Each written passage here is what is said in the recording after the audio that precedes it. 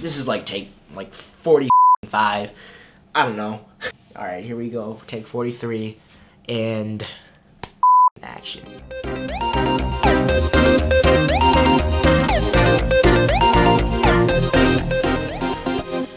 Hey, what's up guys? So, if you're a foreigner, tourist, or even a resident of South Korea, the first thing that comes into your mind when you hear the name South Korea is obviously the city Seoul, and that's probably because it's the most iconic city of South Korea and like low-key the only known city of South Korea to the rest of the world. But what I realize as a native Korean resident is that there's so much more to South Korea than just Seoul.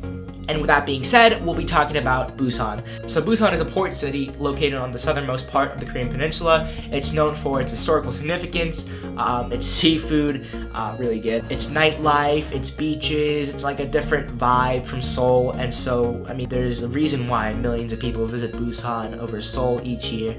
So really, if you're looking for a take it easy, relaxing time, Busan is the place to be.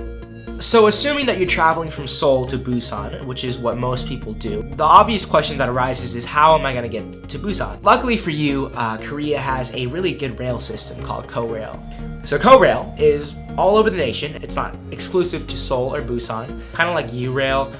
You can get a KORAIL pass, which is like the U-Rail pass, and travel all over South Korea. Anyways, getting back to the point, the first thing that you have to do is get to Seoul Station in order to leave Seoul, which isn't a problem at all. Like I said, the rail system in Korea is phenomenal, which includes the metro system in Seoul and Busan. So getting to Seoul Station from wherever you are in Seoul is not going to be a problem, so don't worry. What you do have to worry is that Seoul Station is fucking gigantic, so you might get lost. I got lost, so just be careful. Really just keep looking up, look at the signs. You just gotta follow the place where it says KTX, KORAIL, train. You'll know when you get there because there's like giant letters on the sides of the wall saying Seoul Station. Alright, so once you're in Seoul Station, you'll have two options of getting to Busan. The first option is the KTX way, and the other option is the non-KTX way. So KTX is kind of like the Korean counterpart for the Excella train from Amtrak.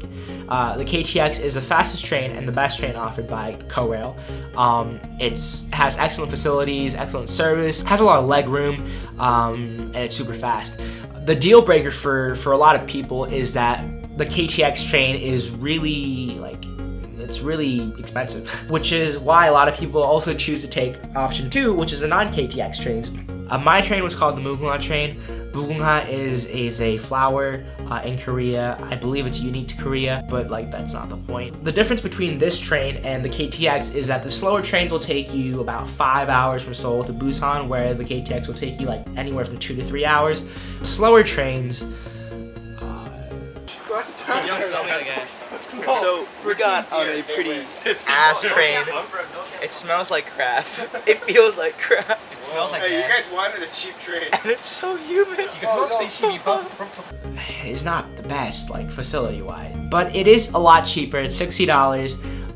It's not that bad. If you're traveling with a group, if you have something to do, if you have something to work on while you're on that train ride, or if you're just looking to rest or just get some shut-eye, it's definitely a good option to take. Plus, it's $50 cheaper than the KTX ride, so whatever you're choosing, it's really just up to you how much money you want to spend and what you're looking for on this trip. So once you're in Busan Station, you're not quite there yet. What I mean by that is most of you are looking to go to the beaches in Busan, which is great. And what you're looking for is called Haeundae. Haeundae is really the prime location of Busan. The only problem is that once you're in Busan Station, you have to travel again to Haeundae. And so again, you have two options. The first option is you can just take the bus, which will take you an hour, but costs like $2, so it's super cheap.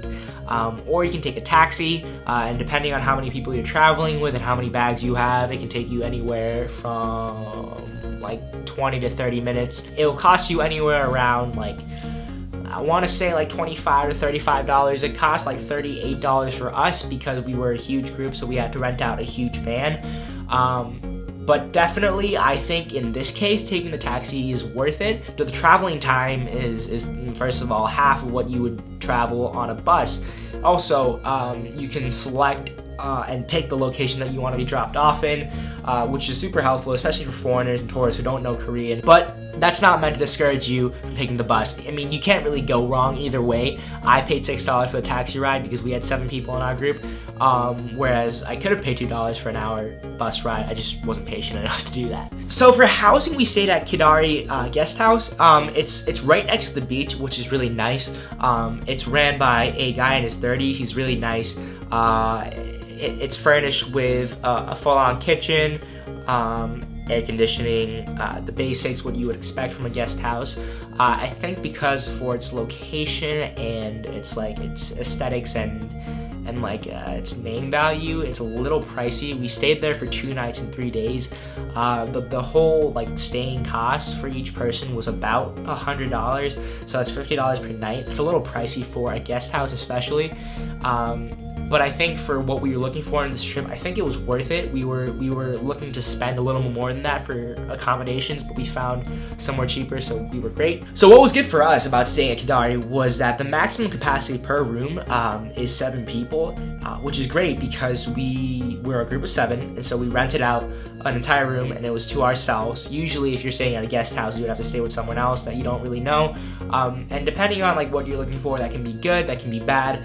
For us, we just wanted to have some time alone as friends, and so it was really nice that we could have a room to ourselves. Alright, so once we were settled in, I mean, this was it. This was kicking off the summer. We had a lot of fun on the beach, in restaurants, in our rooms. Just check out the highlight reel now. So, you're not a friend anymore because you didn't bring a selfie stick. Let's be honest. Shut up, Sam. We need a GoPro and a selfie stick. Yo, Hi guys. Alright. Get some breakfast at McDonald's.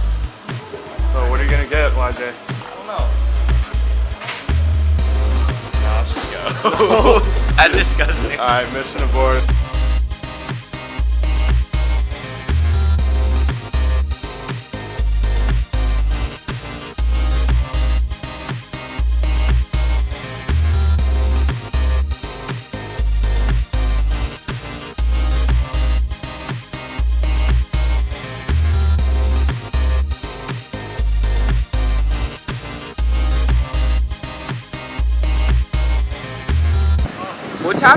What's happening to Daniel Ko right now? He lost his phone and he's looking for it over there. Blue shirt, blue pants boy. He's just standing looking very sad. Daniel hit his phone in his bathing suit and went into the sea. That's just poor decisions.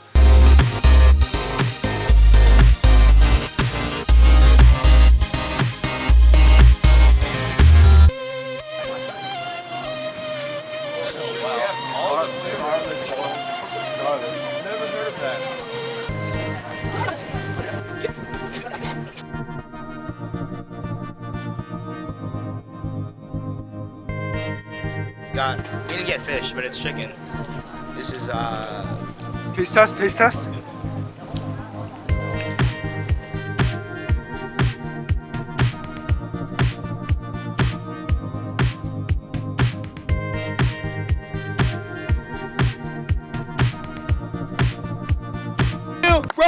Run! The rain strong! Final stretch! Sprint to the finish! You can do it, Matthew! Come on! Cross country! Yeah! We're about to make a wish. So we have these coins. We're gonna throw it out to sea. I don't know if this is legal or good for the environment, but Good for the environment. here we go.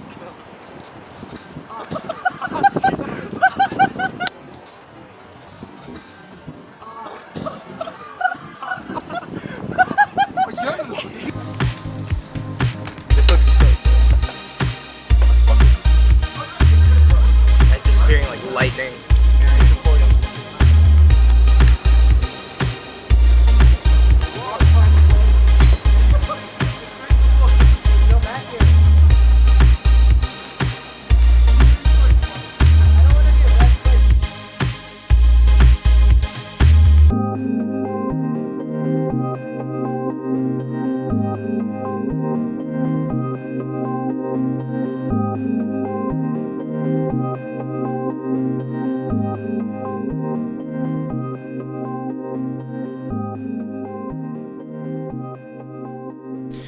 Alright, so let's get on to our rating system. The rating system for each location and place is done through 4 factors, and then we'll total that scores in the end and then give it a letter grade. So those 4 things are fun factor, accessibility, food, and cost.